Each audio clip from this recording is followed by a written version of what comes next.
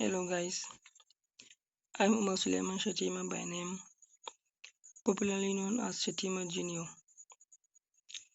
I will be sharing tutorial video for university students, especially for part 1 student.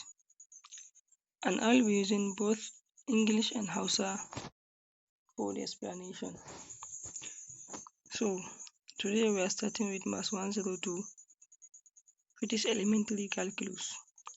So this course comprises of function of a real variable, differentiation, integration, and the applications. And today we are starting with function of a real variable, and we are going to discuss on two things. One, definition of a function and range. Two, types of a function. So first of all, what is a function of a real variable? A function of a real variable, this is a rule which assigns each element in set A to a unique element in set B. To each element in set A, there is an arrangement which links that element in set A to a unique element in set B. So that means that a function of a real variable is a rule which is assigning all elements in set A to map a unique element in set B. So idan aka ce function, a Hausa function yana nufin doka. So doka ce wanda take umurtan kowane element na set A ya je ya yi mapping ɗin element na set B. Kowane element na set A ya yi mapping element na set B. Wannan shi ne function. Sai aka ce to each element in set A, there is an arrangement which link that element in set A to a unique element in set B. So dole ne kowane element na set A sai ya yi mapping ɗin element a set B. Idan ba haka ba function ba ne. So yanzu idan muka ga wannan example ɗin, so this is set A and this is set B and this is the link. This is a link, wannan shi ne mapping ɗin. So this line that join set A and B and this F, this is the rule. Wannan shi ne dokan ɗin. So wannan F ɗin da line nan shi ne dokan da yake umurtan duk element na set A ya je ya yi mapping ɗin element na set B. So idan har babu wannan dokan ɗin, so ba function ba ne. Idan babu wannan line ɗin da F na saman nan, wannan ba function ba ne. So shi function doka ce wanda take umurtan kowane element na set A. Element na set A su ne 1, 2, 3 and element na set A muna kiransa domain, set B kuma muna kiransa codomain. So doka ce wanda take umurtan element na set A 1, 2, 3 su ne element na set A su je su yi mapping element na set B.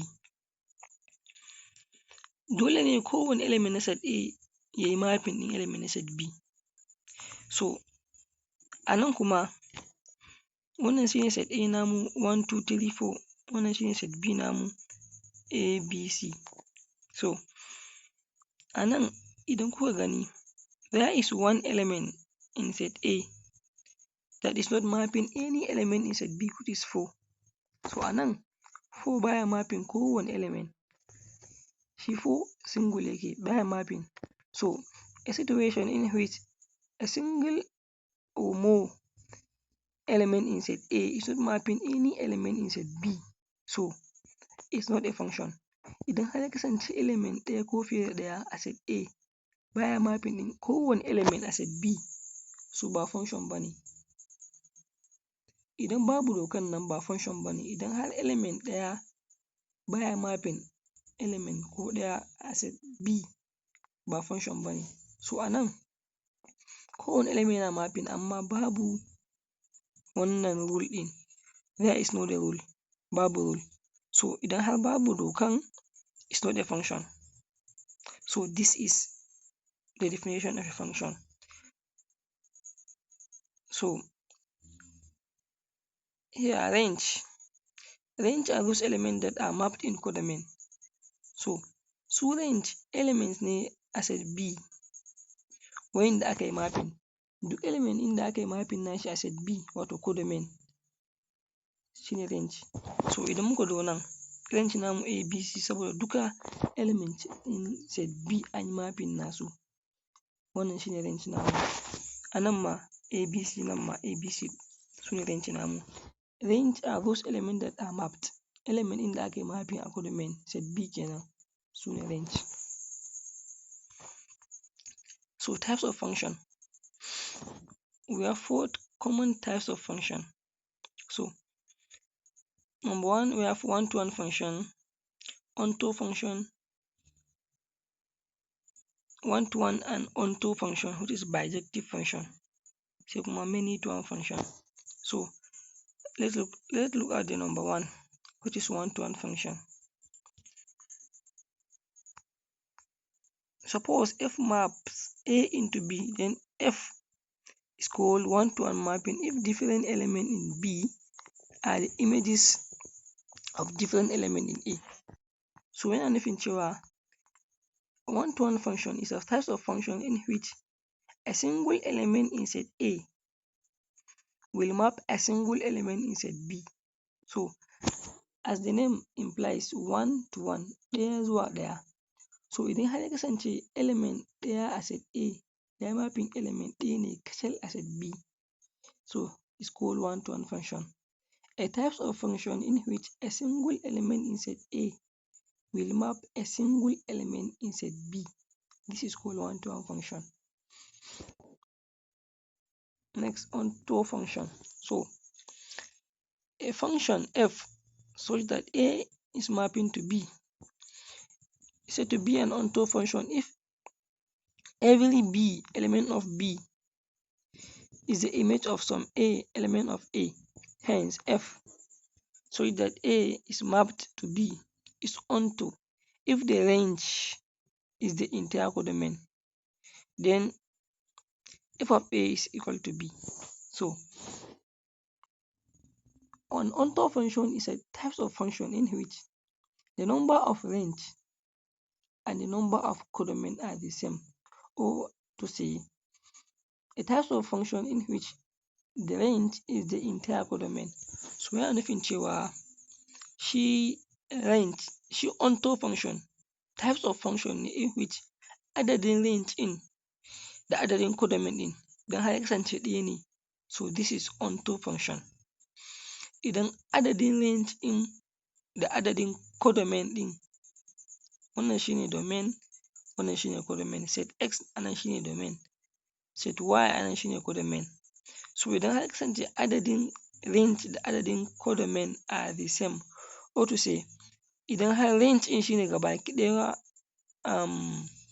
codomain din, so this is called onto function. So what is our range? Our range are elements that are mapped in set Y.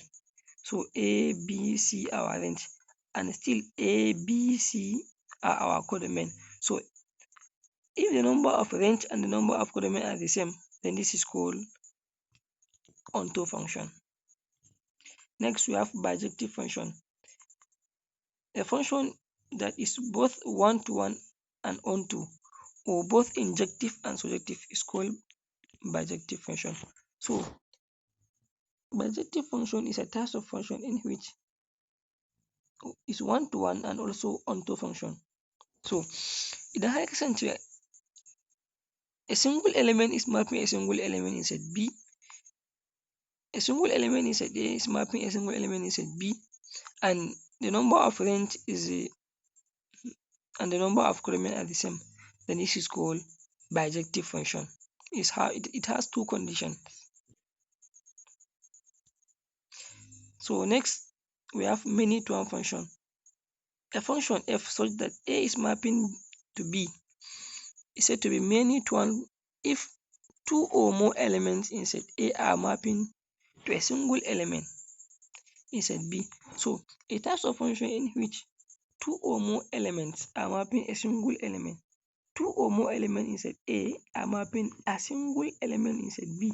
So in here, A, B, and C are mapping 2.